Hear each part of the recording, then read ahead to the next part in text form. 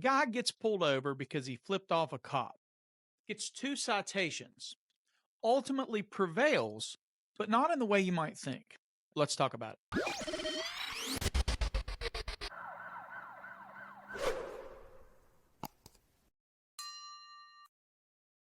What's up, you guys? Welcome back to Southern Draw Law. My name is James White, criminal defense attorney, former prosecutor, former police officer. Now, I came across this video yesterday, actually. I was just kind of scrolling YouTube myself. I don't know much about this channel. I just happened upon it and happened to see this video, and I thought it was an interesting thing to talk about. I suspect you're going to have the same issues with it that I have, but without further ado, let's watch the video, and then we'll talk about a couple things along the way.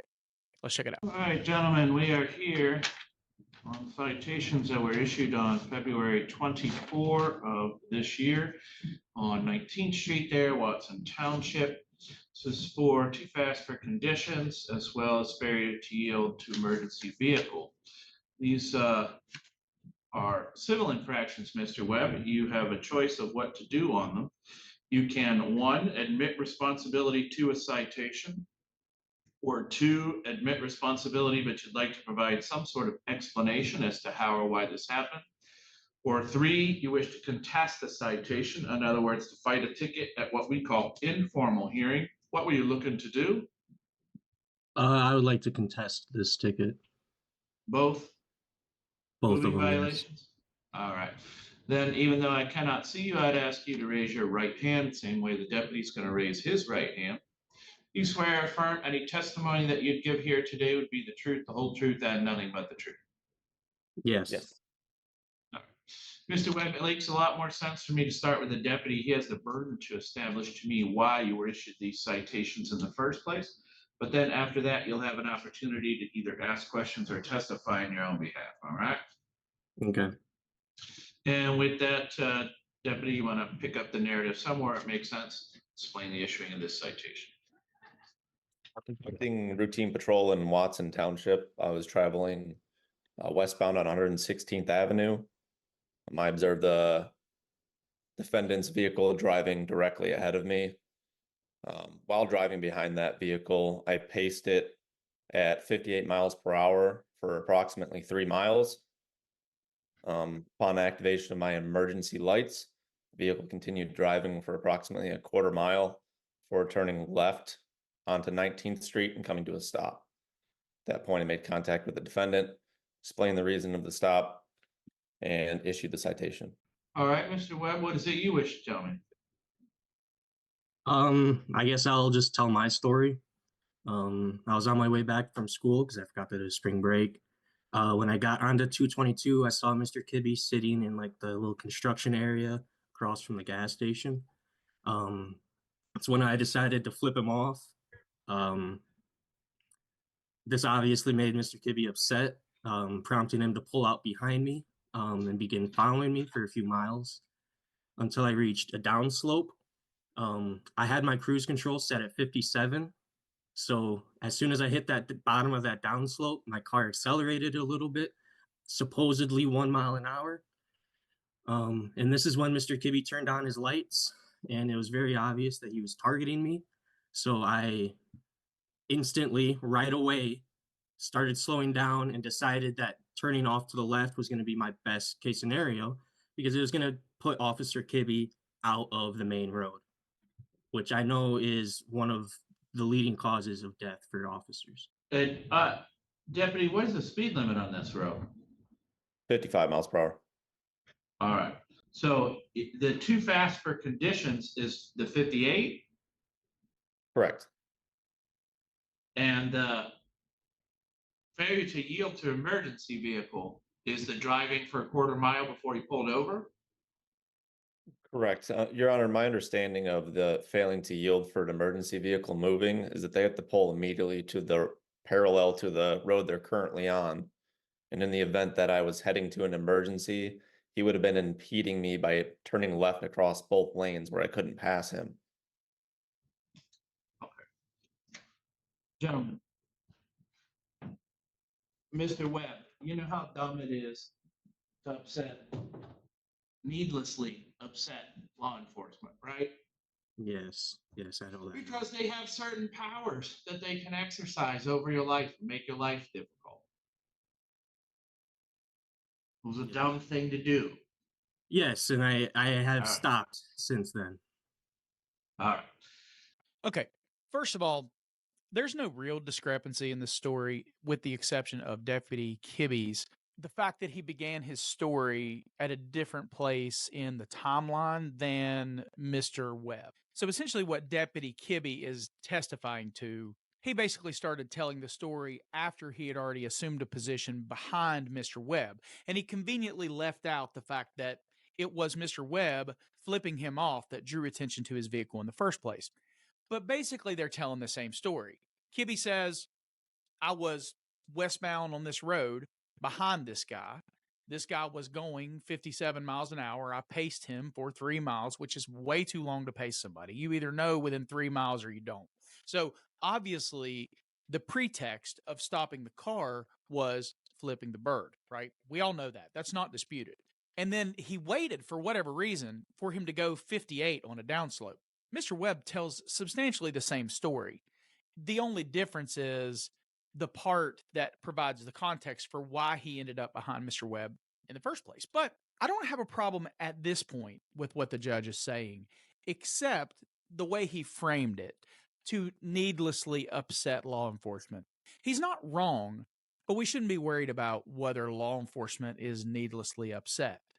They're not feelings enforcement, they're law enforcement. Their concern should be whether or not a law was broken. Now, the downside, and what Mr. Webb actually did that was stupid, is that if you're going to flip off the police and you're going to be intentional about setting your cruise control, you should probably set it 2 or 3 miles under the speed limit to guard against situations like an unforeseen hill that in the heat of the moment you didn't think was approaching, so that you don't put yourself in a situation where you've exceeded the speed limit at all. Because remember, under the Wren case, WREN, the court said that pretextual reasons, i.e., I got behind this guy because he flipped me off and I'm now looking for a moving violation, is not illegal so long as the moving violation itself is legitimate. Well, based on both of their stories, I'm not saying it's not chicken shit. I'm saying it's legally legitimate. You stop somebody for 3 miles over the speed limit, it's chicken shit. It's still exceeding the posted speed limit,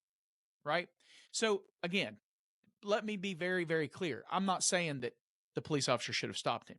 I'm not saying that it wasn't chicken shit. I am saying it is a legitimate speed infraction for a 55 mile per hour zone when you have a pretext and you're looking for a legitimate infraction. And that's what happened here. They basically tell the same story. The difference is, for whatever reason, this deputy got so in his feelings, he didn't even write the correct citations, and that's what we're going to explore next. Also, I could be wrong. I don't want to improperly impute motives, but it's generally not the same person who's going to flip a police officer off who's also hyper concerned with the officer's safety. I think what's probably happened here is that he's tried to come up with some legitimate reason as to why he didn't immediately stop, but also his quasi disingenuous testimony as to what the reason for the stop was is just as legitimate as Kibbe's quasi disingenuous testimony as to why he stopped him in the first place, right? So the difference is one of these guys has rights and one of these guys has responsibilities. And as of yet, I haven't seen anybody making that differentiation. So let's continue.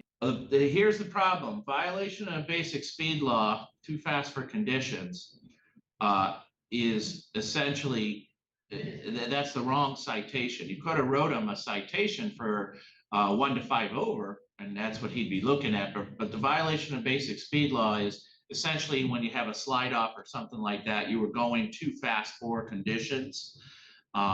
And that having the accident is the prima facie evidence that you should have been driving slower to sort of, avoid that happening, as opposed to just essentially a speeding ticket, meaning nothing happened with your vehicle, but a moving violation that you were in fact going faster than posted speed limit.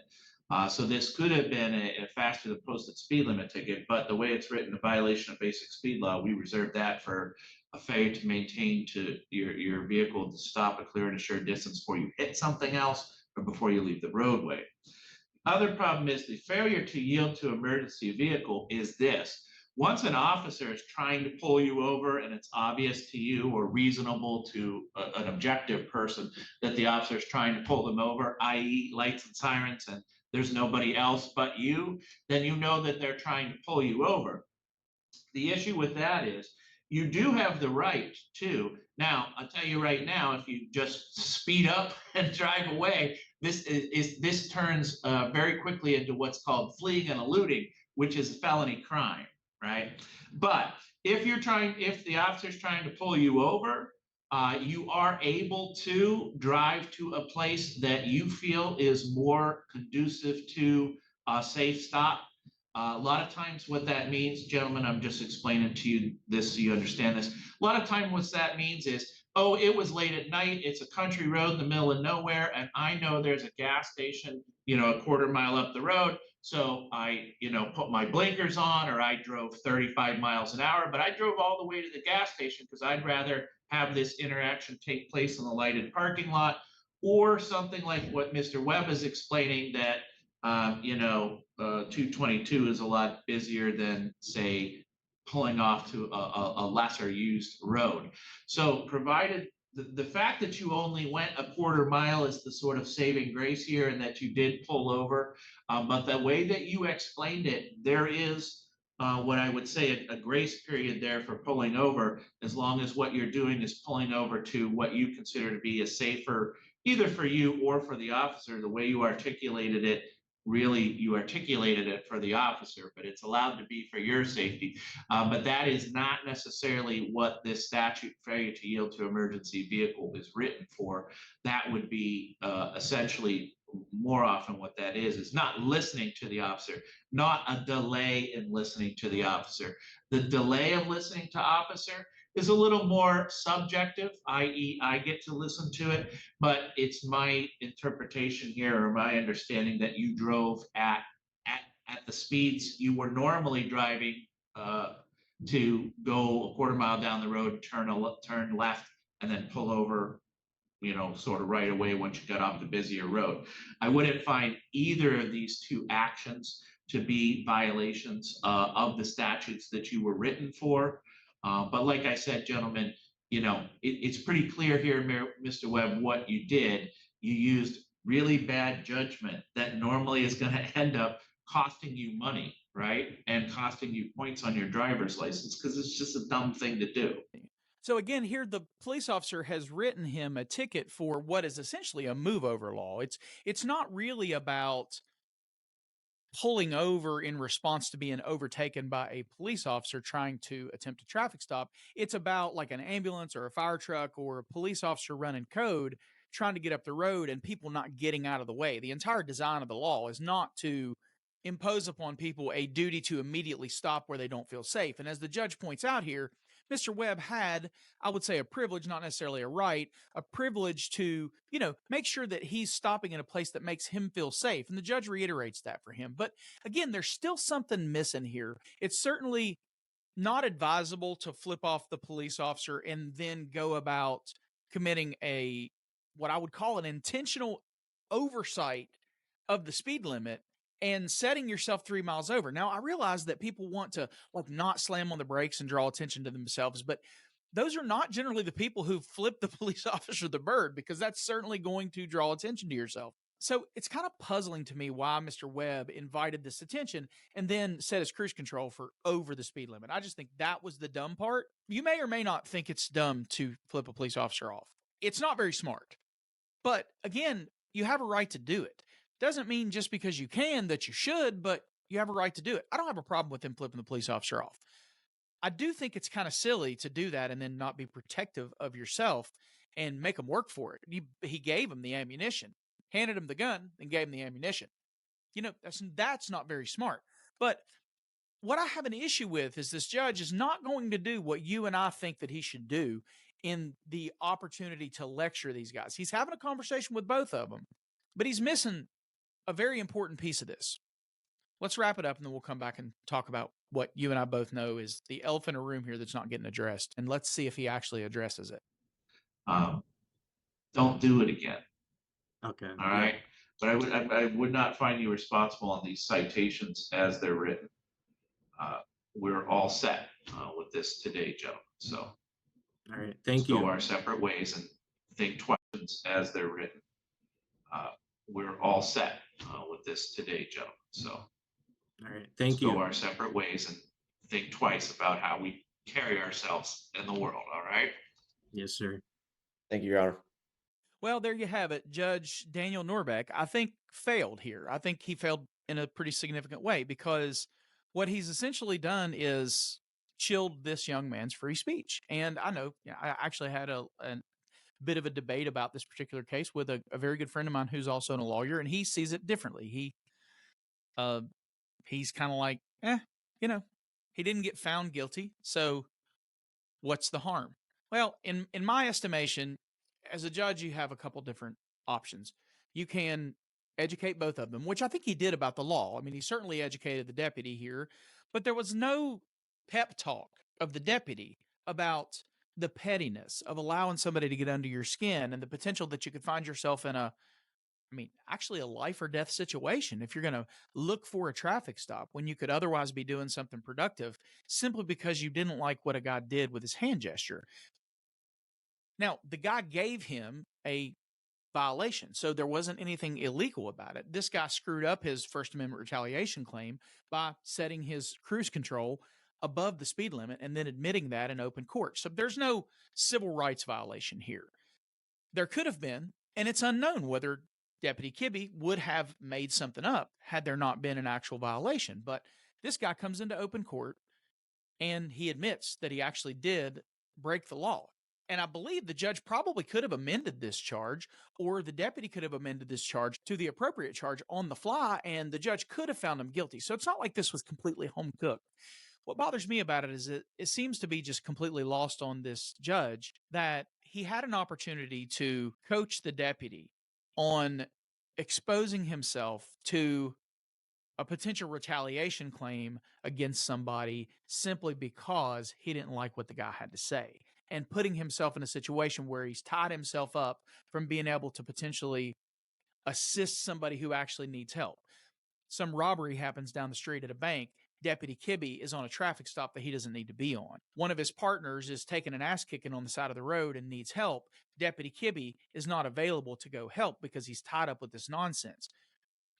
Both of them had choices. Both of them made pretty bad choices. But what was really missed here was that he told him, don't do it again. But he wasn't referring to speeding. He was referring to flipping the police off. And that's not what was wrong. It might have been dumb.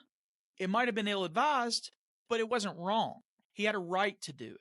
What he didn't have a right to do was drive 3 miles over the speed limit after he did that. And then it certainly was dumb for him to be surprised that he got pulled over when he was actually speeding. In closing, I have an issue with the judge taking issue with what he had a right to do and not what he didn't have a right to do. He didn't say don't speed again. He said don't flip the deputy off again. And that's what I have an issue with. Somebody somewhere should be talking to this guy about law enforcement decision making, and the onus shouldn't be on the citizen to curtail their First Amendment right to free speech just to preserve the deputy's feelings. And that's what I had an issue with, and I suspect that's what you'll have an issue with. Anyway, that's all for this one. I just thought I'd bring it to your attention. See what you guys thought about it. Let me know. Do you agree? Do you disagree? What do you guys think? I suspect I know what you think. But anyway, I thought you might get something out of it. Hopefully you did. I'd like to invite you to come over to the Substack community. It's absolutely free to join. If you would like to join on a paid tier, that's something that is available, but it's not something that's expected. Certainly appreciate just your support on the platform. You'll get an opportunity to see some of the behind the scenes thought processes and some of the different things that we discuss that come about after the video is posted. So check us out on Substack. Link will be in the description. If you don't want to go to Substack, or you just don't like to read, but you'd like to support the Southern Draw Law channel monetarily, I'll leave my Venmo and PayPal links both here on the screen as well as in the description. I'm also offering paid consultation services if that's something you're interested in and potentially getting a professional workup for your case. Give me a shout at james@southerndrawlaw.com. Please remember to like and subscribe and leave a comment on the video. Check out some of the other videos on the channel and leave a comment on there as well. Until I see you again, take care. Always film your interactions with the police and keep your evidence to yourself.